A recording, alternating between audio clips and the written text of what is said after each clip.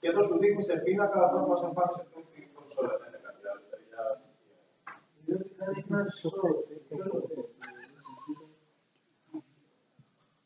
Το κάνει ισότητα τα κλειδιά στους λεξικογραφικά. Μπορεί να το πειράξεις, αλλά να κάνεις ισότητα τα κλειδιά.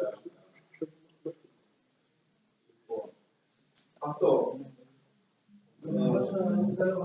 Δηλαδή, έχουμε και ένα chat, μπορεί να κάνουμε 2-3 chat, μπορούμε να το θέσουμε ταυτόχρονα. Ωραία, ναι. Άμα το κλάστερ σου λοιπόν είναι καλό, βάζει να τρέχουμε ταυτόχρονα από λογιακές πολυφυγίστες και τρέχουμε πολλά jobs ταυτόχρονα.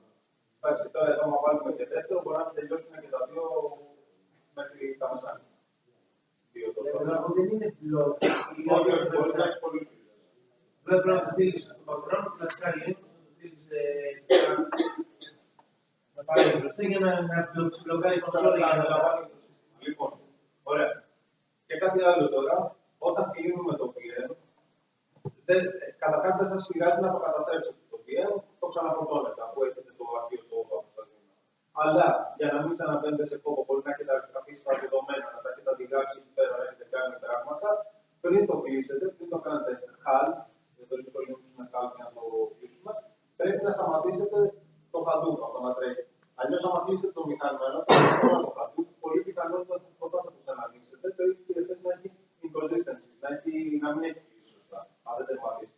Οπότε τρέχουμε ένα stop load, το οποίο σταματάει τα services του Demos, και αφού τελειώσει αυτό, τότε κάνουμε shutdown το VM. Εγώ θα κάνω ένα άλλο. Αν υπάρχει μια διαφορά, Το shutdown θέλει και μία μηνά, όπου γράφονται πολλά πράγματα. ξέρω πολύ είναι το Εγώ γράφω λοιπόν, Sudo, δεν ξέρω